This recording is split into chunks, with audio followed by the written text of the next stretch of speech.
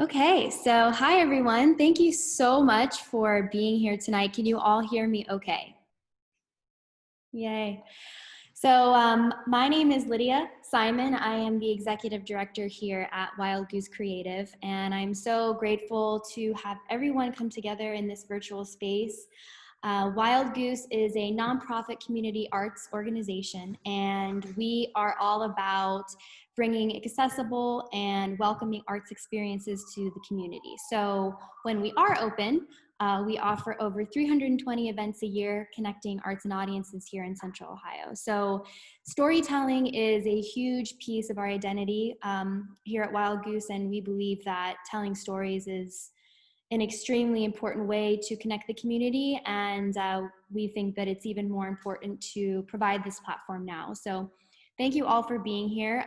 We do have a Venmo. It's new and it's awesome. It's wild-goose-creative. So if you feel so compelled during this event to donate, there's no amount too small, no amount too large. A portion of the proceeds from this event will go to support the Columbus Freedom Fund. So anything helps.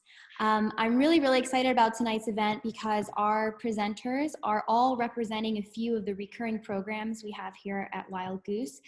We have around 13 programs that recur. So I'm really excited to talk a little bit about those, and then hopefully you'll get a little taste of what those programs are like, and then when we open this space up again, you could come back and see them. So the first program featured tonight is Queer Community Mike. Queer Community Mike is a monthly show and social for anyone who identifies as part of the LGBTQ community. And things range from music to poetry, comedy, storytelling, and more. And that meets every third Thursday of the month at Wild Goose. The second program that we have featured tonight is Speakeasy Canada, who will be telling tonight is a regular at Speakeasy. Speakeasy is one of the most long-standing programs here at Wild Goose. It's actually the city's longest running open mic storytelling event. And this night is really geared for stories of all kinds, and Speakeasy really gives a great platform for anyone to come on the stage and speak and tell their story. So Speakeasy meets every first Thursday of the month. Every time I go, I laugh and cry in the same hour. It's really incredible. The third program featured tonight is Doga, Dog Yoga. Carmen Pomales, the founder of Just For Them, will be giving us a special yoga flow at the end of the event if you decide to stay and participate. It's going to be great. So Doga is literally yoga for dogs, and it's really cool because she has these dogs come into the space and they're like kind of riled up, and then you like massage them and stuff and they calm down, and it's really cool. So Doga meets every third Sunday at Wild Goose at 10:30. And then the last program we have featured tonight is Tea Talks, which it stands for Trans Talks, which is one of our newest programs here at Wild Goose. And Trans Talks seeks to lift voices, raise awareness, and inspire healing through the power of storytelling with the hope of dismantling discrimination and violence against the trans community at large. So we're really honored to have Felicia DeRosa as our MC tonight. She's also the mastermind and the organizer behind Tea Talks. So I'm just going to introduce her really quick, and then she will get into facilitating the rest of the evening. So Felicia is an acclaimed multidisciplinary artist with a very eclectic background. So for the majority of her career, Felicia has approached social justice and activism through her art. Over 30 some odd years, she has explored and reflected themes such as gender roles, the body as it's explored in media and advertising, mental illness, homelessness, faith, addiction, self-destruction, and from time to time, politics. Since embracing her reality and coming out fully as a trans woman, Felicia has also been called into more direct action. She was a vocal member for Trans Ohio and has co-organized the last 4 Transgender Day of Remembrance gatherings in Columbus. And she has spoken on various panels and offered training on this topic. So Felicia started Tea Talks here at Wild Goose in 2019 to highlight and raise trans and gender diverse voices in Central Ohio. And she is our amazing MC for tonight's event, so I will let her take it away. And hi. Okay, awesome. I was a little nervous about how that changeover would go. Hi, everybody, and thanks so much for coming in. So, first of all, I want to thank Lydia and Goose for this opportunity. It is so important for our community to share stories, to listen and connect with each other. And today, as part of my bit that I'm going to do for this event tonight, we'll be talking about bravery. As a woman and as part of the transgender community, bravery is for me to be able to accept and celebrate myself and my identity and not take the role of abuser in my own life. So that's where I'm coming from today. So I'll just give a note here on a trigger warning that there's mention of abuse, there's a mention of bullying, and things associated with that. We'll talk suicide there for a bit. So, okay, so talking about bravery and resilience is, for at least for a trans person, is something that we are thinking about constantly. I know for myself as a trans woman, um, I leave the house most days after bustling myself up with a sense that all eyes are on me and I've got a target on my back, just because the environment isn't really safe for trans people in general, um, especially for trans feminine folks, and more especially for trans feminine women of color, right? Trans feminine people of color. So it's one of those things that we have to navigate on a day-to-day basis, just trying to live our best life and find our road to happiness. My trans journey has been something I've been dealing with probably since I was 6. If I could really nail it down to a year, it was probably the first time I recognized there was a difference between my physical body and the physical body of my friend group, the girls on the streets. Until then, I hadn't really thought of it. But it was, at 6, it wasn't something I dwelled on. The time frame that I was growing up, everyone had longish, shaggy hair, and I was a tomboy, to use the air quotes there. So I never paid much attention. And I think in the back of my head, I figured that, like an umbilical cord, that part of me would just turn black and fall off at some point, as part of my maturation process, or how that works. But I did not have a good family life. My parents did not like each other, to put it mildly. There was a lot of screaming, a lot of yelling, and there was not a space for any kind of diversity or being different from the norm. And I'm sure there are a lot of factors involved in that. I grew up in an area that was very much an immigrant community. I'm a second generation Sicilian Roman woman. So there's, we were the different neighborhoods that were bordering each other were groups from different areas of the world that were, hanging out together, but at the same time self-segregating, right? Because of language barriers and what have you. So there was not a lot of room for that sense of diversity and being different. My father was very physically abusive, heavy-handed with my mother, heavy-handed with me, and there was a bad divorce involved and beyond. It's a lot of old history. But this is something that developed within me a sense of fear and a sense of being constantly on guard. I was always making sure I didn't do or say anything that drew too much attention to me, because I didn't want there to be a reason for someone to lash out. In my childhood, it was my mother or father that would lash out if I did not fall into line, fill in the blanks of what was expected, and basically be what they expected me to be. I was provided a box to be in, and anytime that I stayed in the box, there was the least amount of trouble in my home, so I was constantly encouraged to do so. One such instance happened when I was 12, and as a reaction to the onset of puberty and my body going in the wrong direction, I put on a face of makeup and I put on a sundress and tapped into who I really was to feel better. And my mother came home early that day, surprised me. Before I could begin the conversation of, hey, check this out, it went very poorly, and I ended up missing a few weeks of school because of the beating that I received from that, which just drove me further into the closet as something that was dangerous, right? So I was taught from an early age that being transgender or being different from the gender norm was dangerous. And as I got older and I got into school, going into my my grade school, the male toxicity that was prevalent in our culture, especially as Sicilian people, and I'm sure other people of different ethnic groups could assert similar experiences. Uh, the men were very much men and the women were very much women. So if you did not, as a male-bodied person, fit that role, you were mocked, you were called out, you were teased. I got into fights constantly, and I spent in sixth grade. I spent probably a good hour and a half locked in my gym locker because I was smaller and much too effeminate compared to my peers in the gym class. Um, and it was just something, it was a part of life that I had to deal with.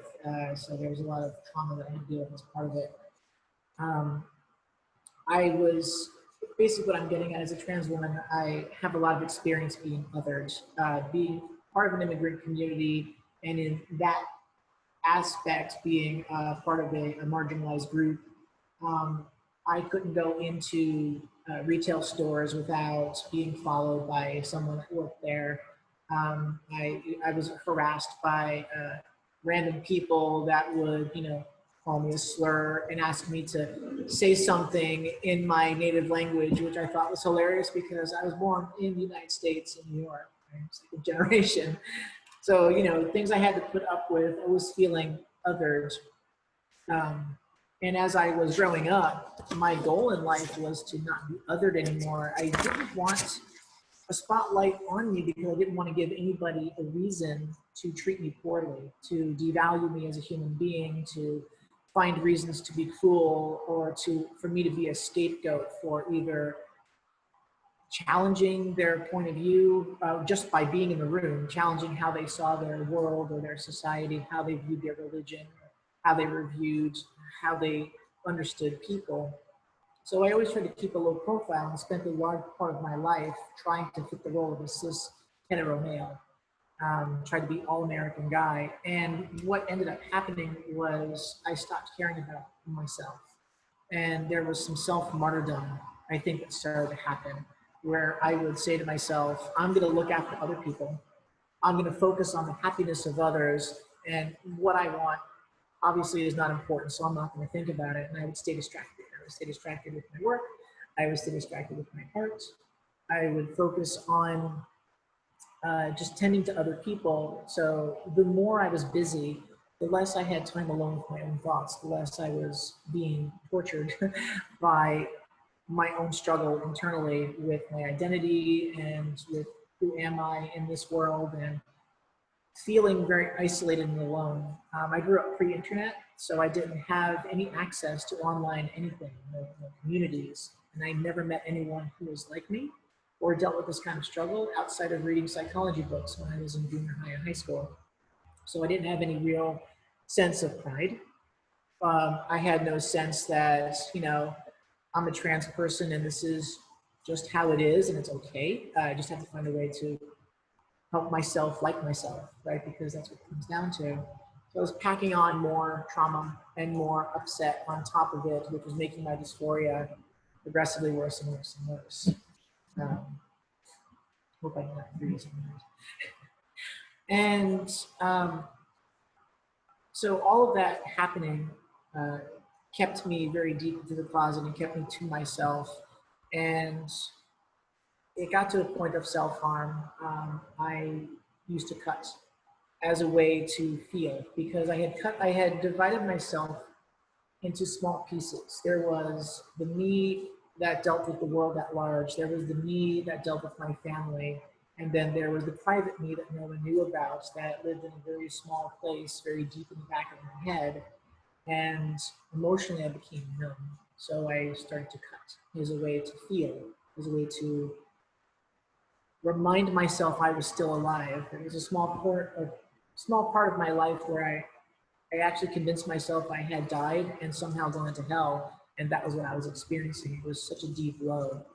that eventually escalated to a place when, after a bad series of events, like I got through college and I didn't know what to do with myself. I had an emotional collapse. I was diagnosed with being a rapid cycling bipolar person. It was the first time anyone told me about dysphoria and what that was. And that's when I started learning a little bit about what that meant, what that meant for me. And of course, I had to deal with a lot of gatekeeping, which are people deciding on my behalf if I was worthy enough to actually transition. A lot of hoops to jump through. So there's a lot of pressure, a lot of stress involved with that. It seemed very daunting. And I did try and come out for a short bit, but I lost my family. I lost a lot of my friends. As a result, I wasn't able to transition in a way that made me feel okay in my body. It was a really bad year, and I ended up having to stop my transition and go back into the closet to recalibrate some sort of normal existence on some level. That was the beginning of a steady decline. That by the time I hit 30, I didn't know why I was still trying, and I attempted suicide, and it involved the gun. I'm not going to go into a lot of details, but what ended up happening was that the gun misfired, and that is the reason I'm still alive, because I wasn't attempting suicide as a um, I don't know, as a kind of cry for help or out of frustration. I had come to a very sober decision that I was just done trying, and I didn't see the point of trying to continue further, not knowing who I was or anything about my own self. Thankfully, it didn't take. I saw that as the universe stepping in and saying, a hard-won life is a life worth keeping. So I continued to fight forward. I ended up meeting Gwen.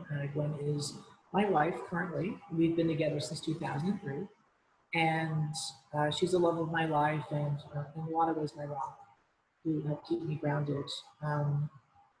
When I got into grad school and that was in 2012 when I got into grad school, I got into doing a body of work that was an exploration of my experience dealing with bipolar. And that involved me being brutally honest with myself, and I uncorked everything about my trans identity that I had tried to pack away in the back of my mind. And it came out in a big flood.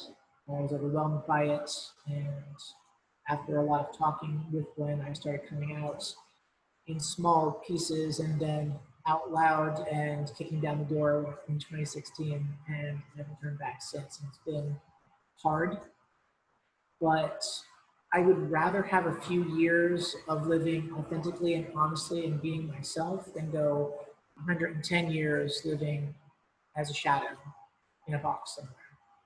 Um, so that was, and what I was getting to is that I didn't really realize how much I was abusing myself. My mother passed away in 2014, a couple months before graduation. She was my prime abuser throughout my life, and even though I wasn't living with her, she continued to live in my head and continued to abuse me. And somehow I thought when she died, that would go away. But instead, she just haunted me in my own mind. And I continued to abuse myself in her words on her behalf. That was a hard realization for me to deal with. And that's why there's therapy. And I started realizing I needed to put her behind me. So I have been moving forward from there. I am realizing that I have to free myself from negative self-talk and the negative thoughts that belongs to her. Basically, take all of that baggage that she gave me to carry and just set it down and walk away from it. It's as close to forgiveness as I can do. Um, so, that's where I'm at now, is at a place of taking all of my experiences dealing with discrimination and with injustice and with having survived so much abuse and assault, and turning it around to focus on the next generation coming up and doing what I can to be a caregiver to them and to be a mentor and to help them through similar struggles, because I remember very viscerally what it was like, what they were going through. And so I do what I can to help make it better and to help them realize their value, their love, and that they have community. So that's sort of like my goal in life is to do that. And I think that's part of what positive self-talk can look like, is you don't forget the bad that you went through, but you learn from it and see what you can do to turn it into something positive. And as you go, you are mindful, you are thoughtful, and you let yourself evolve, because sometimes we can do or say something that upsets somebody without intending to. And when we become aware of it, we adjust, apologize, we do better. And I think that's probably the most that anyone can really ask of themselves, or of each other, is to just keep trying to be the best you can be, and keep trying to have your community and be empathetic and understand that you've struggled, I've struggled, everyone has their struggles, and you want to try and be a support.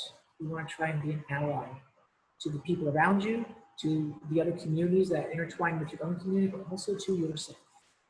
Self-care is so important, and being self-aware is a really big part of that. So I think that's all that I really had to say in the realm of bravery. I hope that I didn't ramble too badly. As my students at CCAD have often told me, love yourself. Love yourself, Alicia. Love yourself. So I'm saying that to everyone who sees this. Love yourself, know that I love you, and know that out there are people who care about what you're going through and want to do whatever they can to be support to you. Communicate with them, let them know what they can do to be a support to you, and surround yourself with love. And all of us can get through hard times much better that way. You're not alone. Okay, so before I cry, that was my bit. And hi, I'm your MC. So that being said, what I'd like to do, and I'm going to put my glasses again because better. She's got a brain. So we're going to get started with our next presenter, or our first presenter that isn't me. And we're going to be hearing from Made of the Mist, who is representing Queer Community Mike. Made of the Mist is the eclectic indie musical project headed up by Columbus-based musician Megan Banks. She writes songs about her inner thoughts and life experiences, including her personal battle with mental illness. She hopes to connect with listeners on a personal level, putting words to feelings of loneliness, depression, anxiety, heartbreak, and rebellion with an alt-pop rock R&B sound. You can follow Megan on Instagram at the Dank Banks _music, the Dank Banks. We're going to put these links in the Facebook page, by the way, so you can refer to them later. I thought about having a cheesy sign. It felt too cheesy, so I voted that. And it's a way you can keep up with their musical coming and going.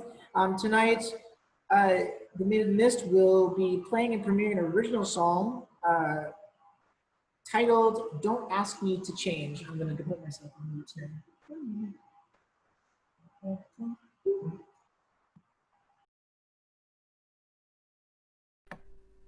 Okay. Can everybody hear me? Good? Okay, great. Hi, I'm Megan. I'm going to sing you a song I wrote called Don't Ask Me to Change.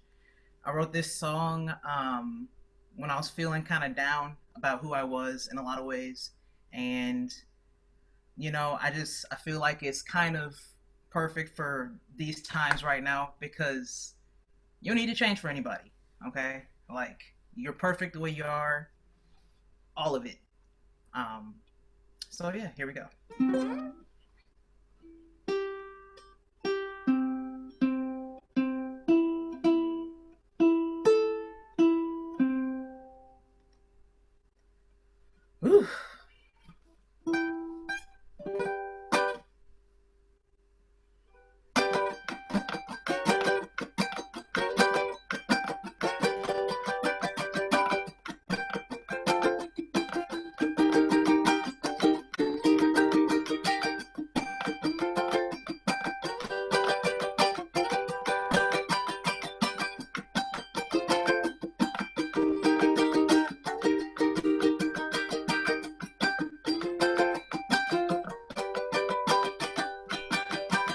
sick of justifying all the time.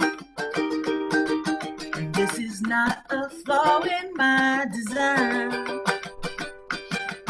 You say don't hate the sinner, but the sin. Well, I don't need you fake fair weather friend. So don't ask me to change for you, 'cause I won't be what you want me to. Yeah, I am who I am and I do what I do. So don't ask me to change for you.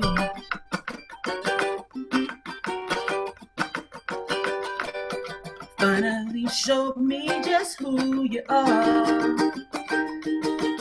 You scared in silence, smoking mirror star.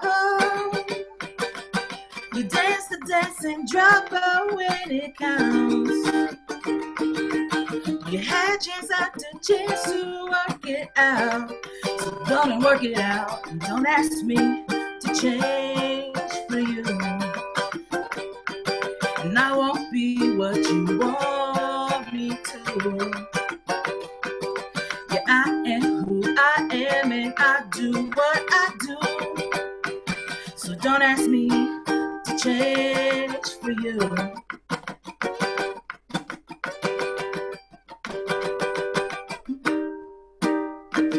And how you see me, it don't got nothing to do with my soul. The flesh I'm in don't tell my story. If you could be me, would you see my potential? Can't hold me back, can't hold me down.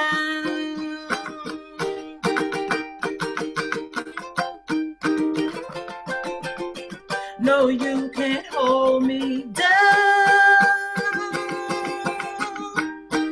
Can't hold me down.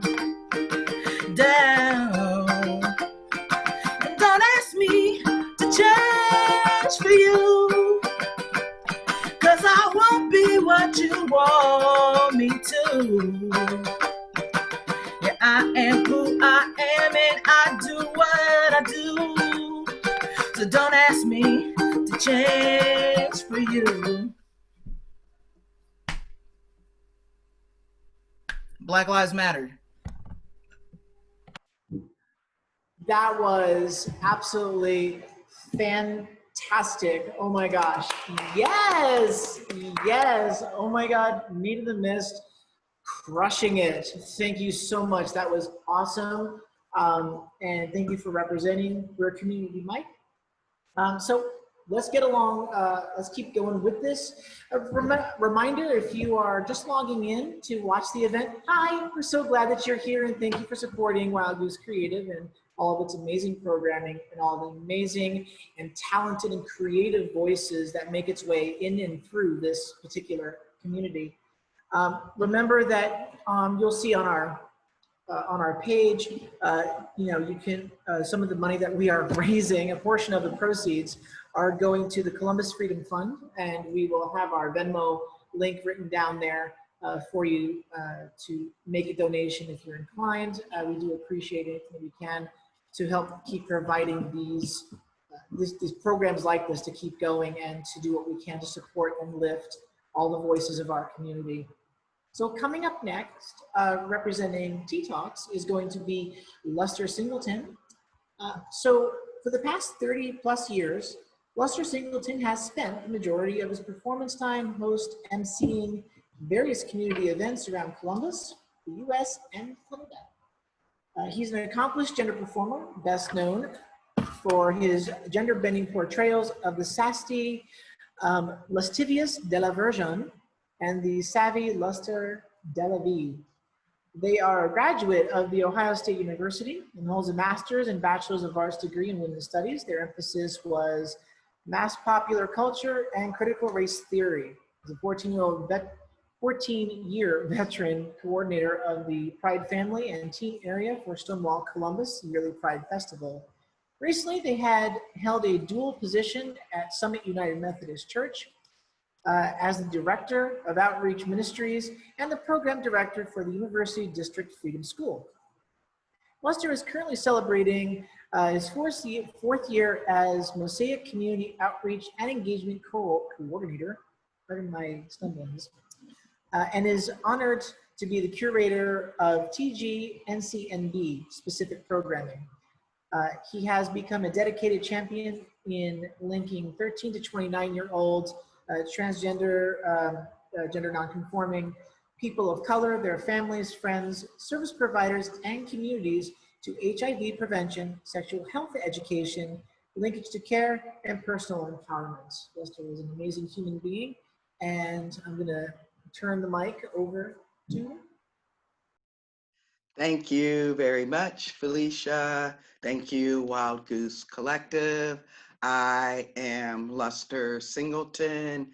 I use he and they pronouns, and I'm really delighted to be participating in this.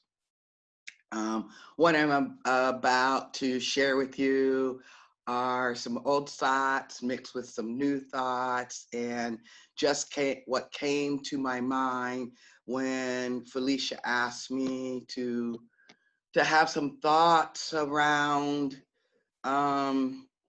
resiliency and strength in hardships. I call into this space my ancestors and mentors and creators and the universe, the spirits both known and unknown, named and forgotten. I thank you. I appreciate you. I have needed you even when I didn't know. Your memories and life tales passed down of the hardships, both spoken and those not, of the lies inside of lives, inside of lives, inside of lives that you endured. People say I'm strong. I thank them, usually. It humbles me, and I wonder, am I a fraud? Am I the fraud? Because I'm scared. I'm really, really scared. This is PG-13, right? I'm scared enough to soil my pants and the front of my Fight the Power t-shirts. Most of the time, fear racks me. Even when my brother I adore, he feels like my big brother. He isn't, but he feels that way. I look up to him. He's a cop.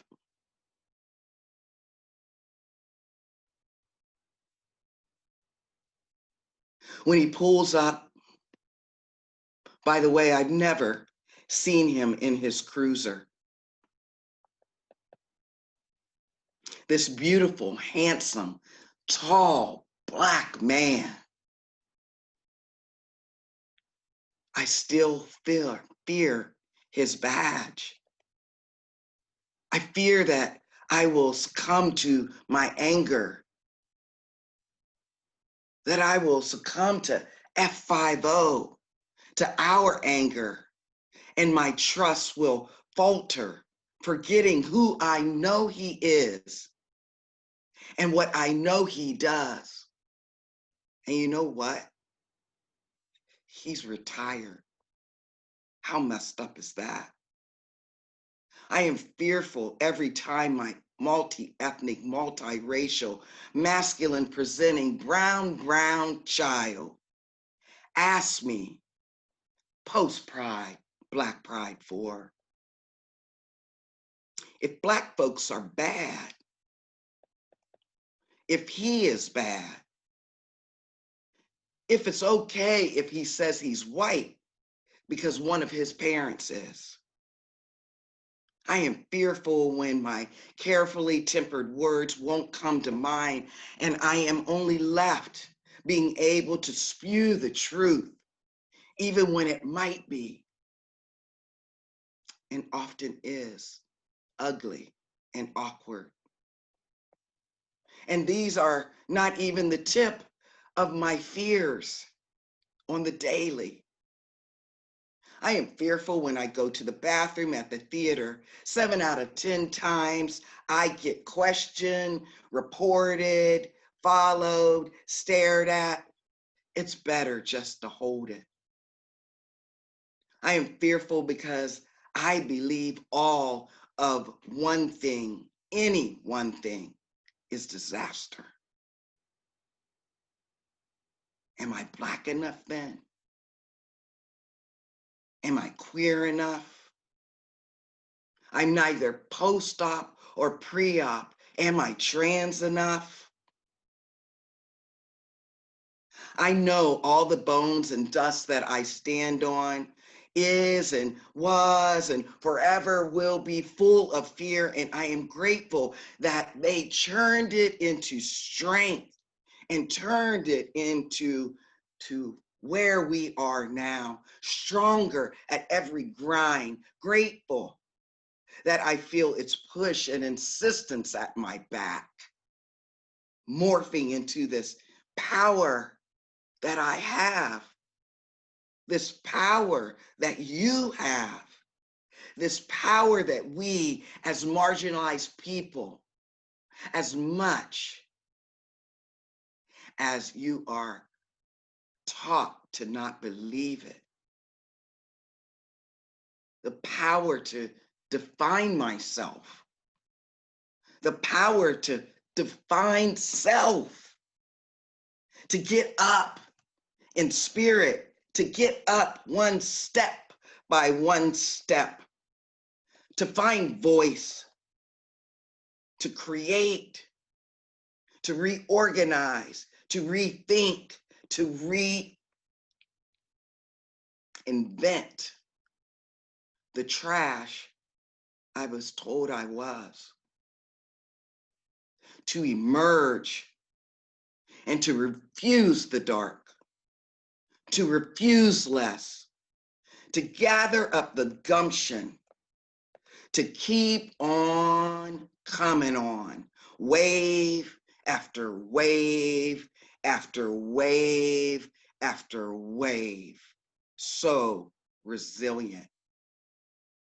We shine like pearls and diamonds. Black lives matter. Black trans lives matter. We matter. And so do you. Thank you.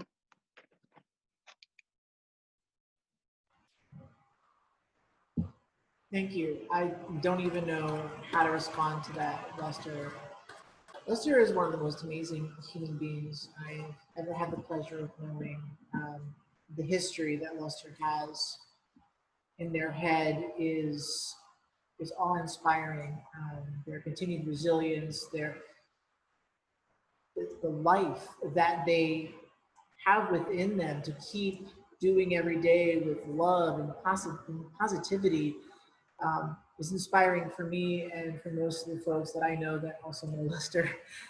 So thank you so much for your words. It was beautiful and moving, and I thank you so much. Reminding folks again, please, keep doing what you can to sponsor and donate to Wild Goose programs or any nonprofit organizations, for that matter, in your area here in Columbus. It is so super important because without these organizations, without community programming, these kinds of voices from the public, from the community, don't have a platform.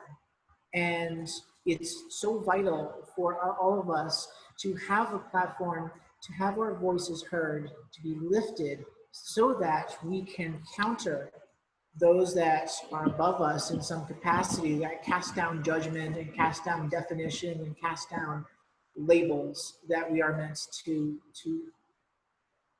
abide by. That being said, we're going to move on to our next speaker. We're going to be bringing in Canada Keck, who is representing Speakeasy. Canada is a sociologist by training who started writing comics about 10 years ago when she stayed up all night and wrote a 24-page comic in 24 hours. Oof, that's a lot of work. Since then, she has self-published several autobio comics, as well as editing 5 anthologies and curating exhibits of comic art for Wild Goose Creative. In 2016, she discovered a love for oral story and has been an active participant in Speakeasy ever since. In her spare time, she makes the best cat toys in the universe. I did not know this, noted. As well as a host of other tentacle creatures. Canada will be sharing a story about a traumatic experience she lived through when she was 18, tying it to issues of white privilege. So I'm going to go ahead and yield the floor. Canada, you're up. Thank you so much. Thank you so much. I came so close to not telling tonight, and I am so grateful to Lydia for reaching out to me. I was hesitant because I did not want to be that white woman who came and talked. I am really keenly aware as a sociologist of how white privilege has impacted my life. Even though when I was much younger, I didn't really understand that. And I grew up in a pretty dysfunctional family. And at 16, I attempted suicide and failed miserably. And in the wake of that, I became utterly convinced that I either had to leave my family of origin or figure out how to kill myself correctly and not fail the next time. And I elected to run away a few months later while I was still 16. And I fell under the sway of a man, a white man, who pimped me out and used me for his own profit reasons, whatever. And I became increasingly aware that what I had to do was get away from him. And that what I had to do was be really, really careful in how I got away from him. And so when I finally hit 18 and was legal and knew I would never go back to my stepfather, which I believed to be the worst thing in the universe at that point, I got myself into college by taking the SAT and not applying until I found out I qualified for an honors program. And then once I was accepted into college, figuring out how to get away from the person I like to think of as my ex-sociopath.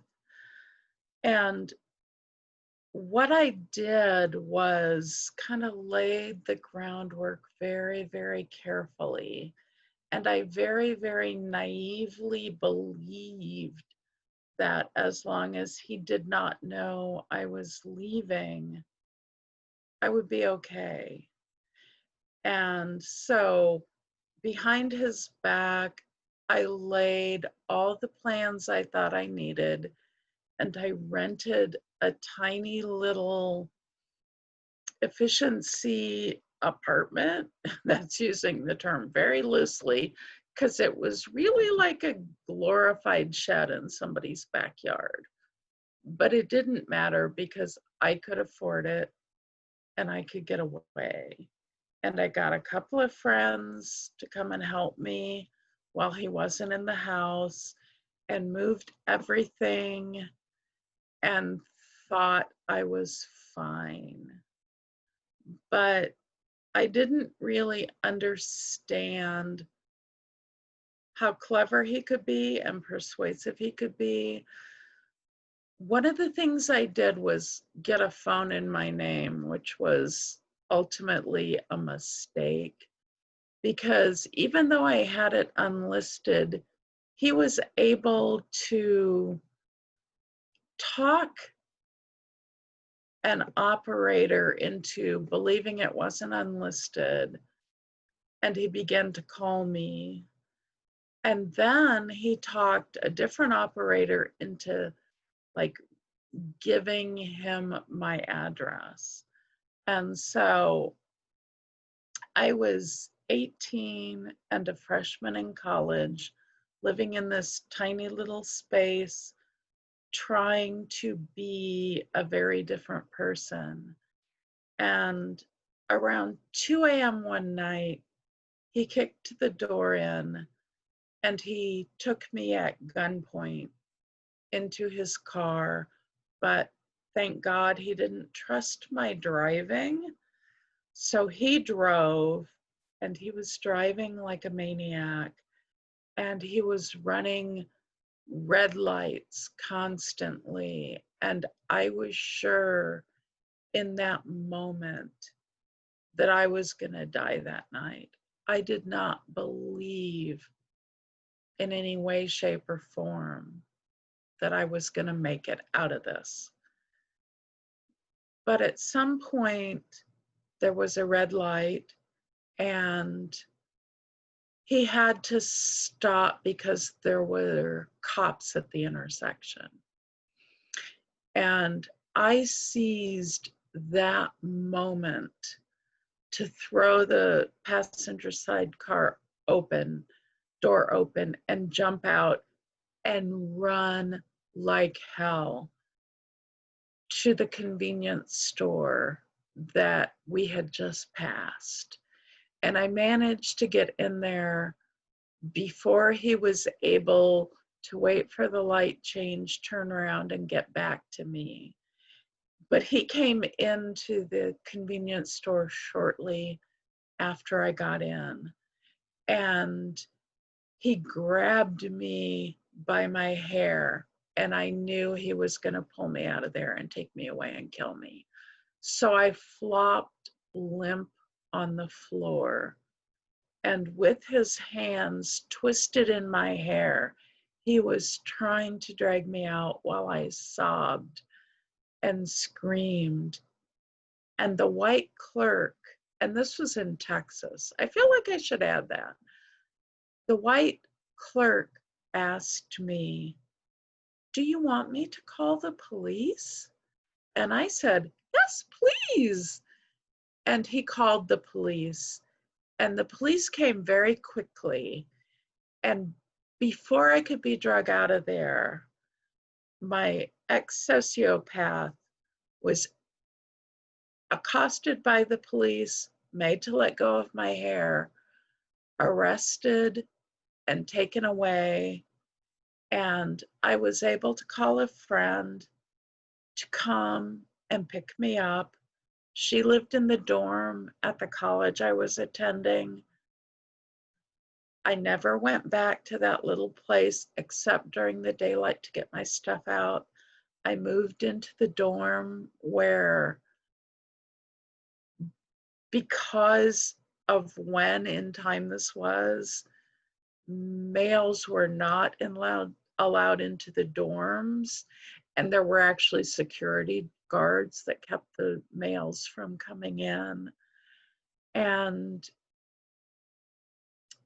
I survived that incident, and I went on to get my college degree and an advanced degree, and I have thrived in so many ways. But when I look back at that incident when I was 18, and I think about, especially lately, since we've had cameras that film everything that happens. And when I think about people like George Floyd and Ahmaud Arbery and Breonna Taylor and Eric Garner, I think that it is white privilege that kept me alive through what I went through from 16 to 18. And it is white privilege that kept my ex-sociopath alive, for better or for worse, because in Texas at that time, had we been people of color and they had called the cops on us, one or both of us would have been dead. So that is my story.